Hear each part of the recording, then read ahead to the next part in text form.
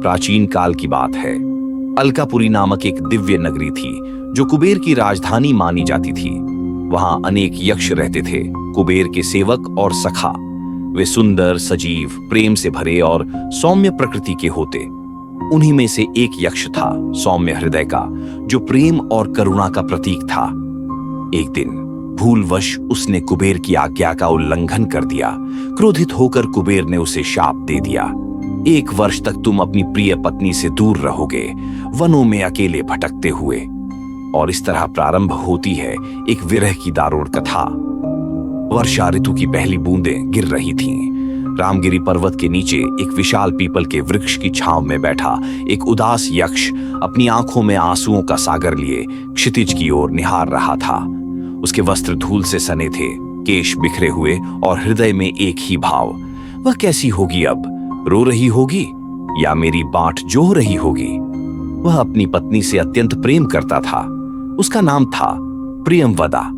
दोनों ने अलकापुरी के पुष्पों के बीच प्रेम की कस्में खाई थीं। किंतु अब इस शाप के कारण यक्ष रामगिरी के इस निर्जन वन में न पत्नी न मित्र, बस एकाकी जीवन जी रहा था।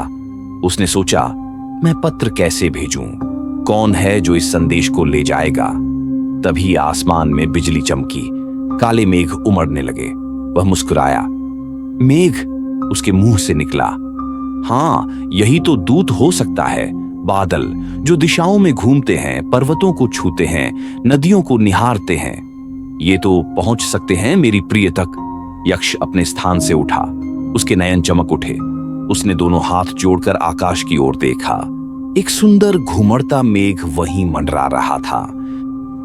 हे मेघ, वह बोला, तुम जल से भरे हो, पर क्या तुम मेरी वेदना को समझ सकोगे? क्या तुम मेरे संदेश को मेरी प्रिय तक ले जा सकोगे? कुछ पल तक मेघ चुप रहा। शायद स्वीकृति थी यह उसकी। यक्ष ने कहना प्रारंभ किया, हे मेघ, यदि तुम उत्तर दिशा की ओर जाओ तो अलका नगरी पहुंच सकते हो, पर मैं जानता हूं मार्ग कठिन है।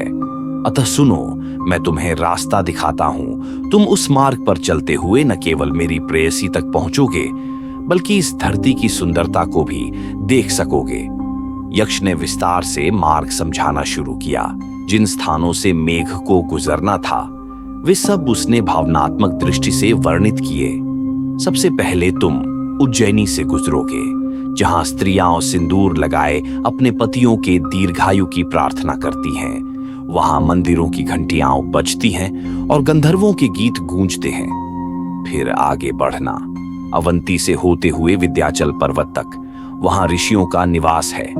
और फिर पहुंच जाना गंगे के किनारे, जहां मेरी प्रियतमा हर शाम दीप जलाकर मेरी वापसी की प्रार्थना करती है। जब तुम अलका नगरी पहुंचना तो पहचान लेना, वहां मंदाकिनी नदी बहती है, जिसके तट पर मेरी प्रियमवदा पुष्प चुनती है। वहां कुबेर का महल है और उसके पास ही मेरा निवास है। अब सुनसान पड़ा है। यक्ष की आंखों में आंसू आ गए। तुम देखोगे, वह खिड़की के पास बैठी होगी। उसकी आंखें आकाश की ओर होंगी, प्रतीक्षा में। जब तुम गरजो तो धीरे से, कहीं वह डर न जाए। और फिर धीरे से उसके केशों पर वर्षा की एक बूंद टपकाना। वह समझ जाएगी कि यह मेरे संदेश का दूत है। फिर यक्ष का स्वर और भी भावुक हो गया। उससे कहना, वह यक्ष जो तुझे प्राणों से भी अधिक चाहता है, वह यहां विरह में तड़प रहा है। उसने दिन रात तेरी स्मृति में बिताए। वह तुझे भूला नहीं, क्षण भर को भी नहीं। उससे कहना, वह दिन दूर नहीं जब मैं लौट कर आऊंगा, और तब फिर हम गंधमादन पर्वत की घाटियों में टहलेंगे, मंदाकिनी के जल में चरण धोएंगे और एक दूजे की आंखों में प्रेम देखेंगे।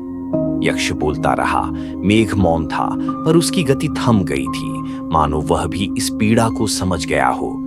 हे मेघ, यक्ष बोला, मैं तुझसे कोई पुरस्कार नहीं मांगता, पर यदि तू उसे मेरा यह संदेश पहुंचा सके और उसकी आंखों में एक बार फिर वह मुस्कान लौटा सके, तो समझना तूने एक बिछड़े हृदय को जीने की वजह दे दी। एकाएक मेघ ने आकाश में तीव्र गर्जना की। यक्ष समझ गया, मेघ ने उसकी पुकार सुन ली थी। वर्षा की बूंदें उसके माथे से टपकी।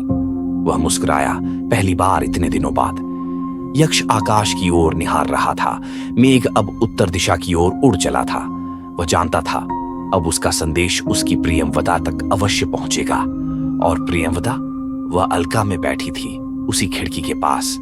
अचानक एक मेघ गरजा और एक बूंद उसके केशों पर गिरी। वह सिहर उठी, आंखें बंद कर ली और उसके होठों से एक ही नाम निकला, स्वामी। और इस प्रकार विरह की पीड़ा मेघ के माध्यम से दो हृदयों को फिर से जोड़ गई। एक उम्मीद, एक विश्वास और प्रेम की अविरल धारा, यही थी मेघदूतम की आत्मा।